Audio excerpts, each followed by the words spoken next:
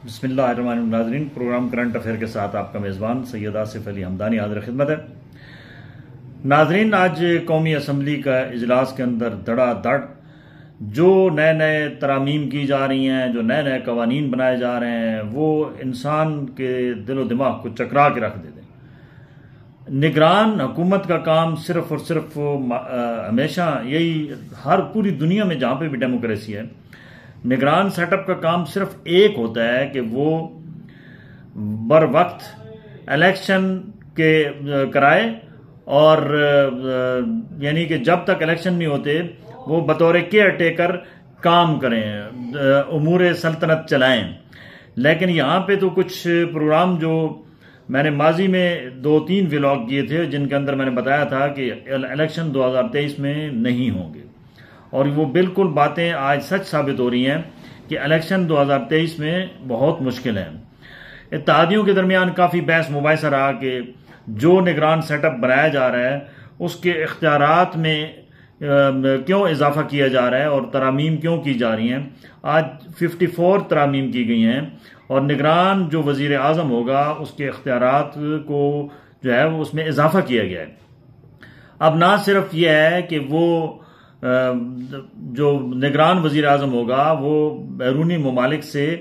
कर्जा भी ले सकेगा और जो कर्जा लिया हुआ है वो उसके ऊपर भी अपनी मॉनिटरिंग का सारा जो सिस्टम है वो कर सकेगा।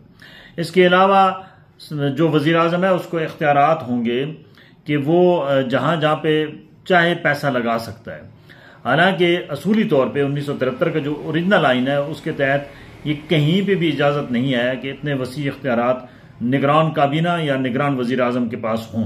लेकिन पाकिस्तान में आजकल वो अनहोने काम हो रहे हैं जो कभी माजी में नहीं हुए, और ये जमहूरियत की नफ़ी कर रहे हैं जितने भी ये इकदाम हैं। यहाँ से ये जाहिर हो रहा है कि ये जो निगरान सेटअप बनाया जा रहा है और जिसके अंदर गारंटियाँ ली जा रही हैं और बड़ी बड़ी गारंटियाँ दी जा रही हैं, तो ये कोई मादूद मुद्दत के लिए निगरान सेटअप नहीं होगा, और ना ही 3 महीने या 2 महीने के अंदर अंदर इलेक्शन होंगे, बल्कि ये शायद लॉन्ग टर्म आगे 1 साल तक काम जाए और अगले 2024 में इलेक्शन हों। इस पे काफ़ी आज जो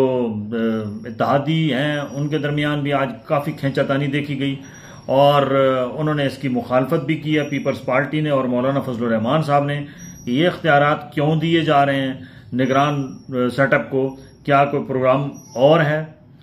लेकिन बिलाखिर क्योंकि जाहिर बात है ये सारे जितने इत्तेहादी हैं इनको अभी ये बिखरे तो फिर इनका नाम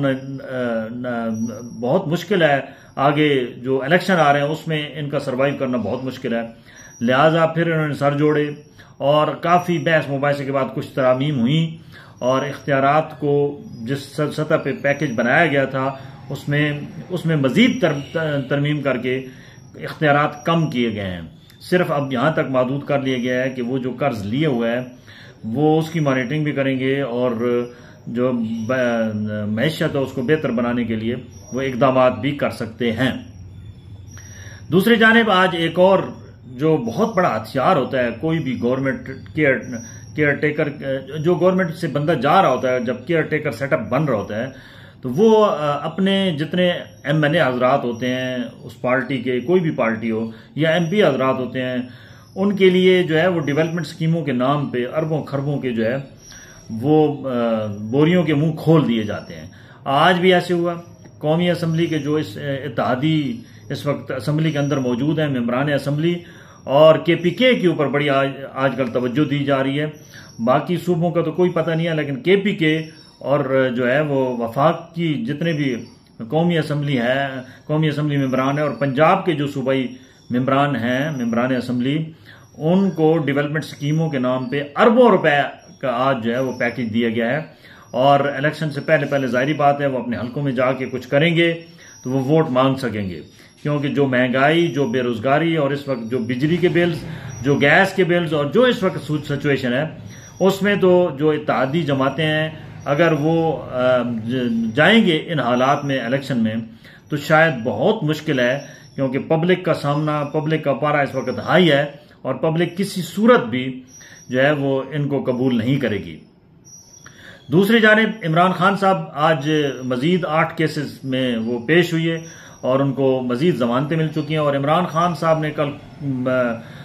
बांगे दहुल कहा है कि मैं वाहिद पाकिस्तान का लीडर हूं जो इस वक्त तमाम अदालती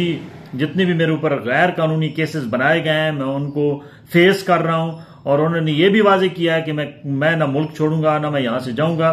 और मैं हर एक केस में पेश भी होऊंगा और अपनी सफाई भी बयान करूंगा और साबित भी करूंगा कि ये तमाम केसेस बोगस हैं, इनका मेरे साथ कोई ताल्लुक नहीं है। एक कल सहाफी ने उनसे पूछा कि खान साहब ये जो साइफर है इससे मुतल्लिक, तो उन्होंने बिल्कुल वाजे कहा कि साइफर जो होता है ये इसका कोड जो है वो जो जिस मुल्क से आता है उस मुल्क के अंदर जो सफारत खाना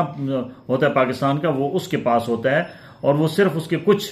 जो है वो अहम उसके नुकात जो हैं वो वजीर आजम को भेजे जाते हैं और वजीर आजम उसके ऊपर कौमी सलामती का इजलास बुलाता है। और जो लैंग्वेज इस्तेमाल की गई उन्होंने फिर वाजे किया कि बिल्कुल हुआ, साइफर है, यह हकीकत है और मैंने कौमी सलामती के 2 इजलास बुलाए और इसमें जो है वो अपोजिशन लीडर जो इस वक्त वजीर आजम पाकिस्तान है शहबाज शरीफ भी और बाकी पीपल्स पार्टी के लोग भी इसमें शामिल थे और उन्होंने इसकी भरपूर तरीके से कौमी असम्बली में उन्होंने कहा जी कि इसकी मजम्मत भी की कि ये गलत है, ये हमारे अंदरूनी मामलात के अंदर बराह रास्त अमरीका की मुदाखलत है। अब वो कह रहे हैं कि ये कैसे मुमकिन है कि उस वक्त सब ने इसकी भरपूर मुज़ाहमत की और अब ये सारे कह रहे हैं जी कि ये बोगस है। लिहाजा उन्होंने इसकी भी वजाहत कर दी। और दूसरा उन्होंने ये एक सहाफ़ी ने और भी उनसे सवाल किया कि क्या यू टर्न आप लेंगे तो शाखाना के हवाले से, तो वो उन्होंने कहा जी कि यू टर्न वक्त के हिसाब से लेना पड़ता है और मैं लेता रहूंगा। नाजरीन, इस मुल्क के साथ यू टर्न पत्नी कितने और ये जितने भी हमारे पॉलिटिकल लीडर्स हैं या बाकी जो स्टेक होल्डर्स हैं वो इस गरीब के साथ पत्नी कितने यू टर्न लेते हैं। इस गरीब को कुछ पत्नी कितने सब्ज बाग दिखाए जाते हैं और इनके साथ किया क्या जाता है, ये सारे यू टर्न है। अल्लाह ताला से दुआ है कि अल्लाह ताला हमारे नाक बतनदेश हुक्मरानों को और स्टेक होल्डर्स को इतना अकल दे कि वो इस कौम के अंदर इस वक्त जिस महंगाई, बेरोजगारी और शदीद किस्म के इस वक्त जो माली लोगों के हालात खराब हैं उनको ठीक करने में रियासत और हुकूमती मशीनरी जो है वो अपना किरदार अदा करे, क्योंकि इस वक्त हालात बहुत खराब हैं। यकीन करें कि एक सफेद पोश बंदे का जो है वो गुजर औकात बहुत मुश्किल हो चुका है। बहुत शुक्रिया, अपने गिरदोनवा के लोगों का ख्याल कीजिए।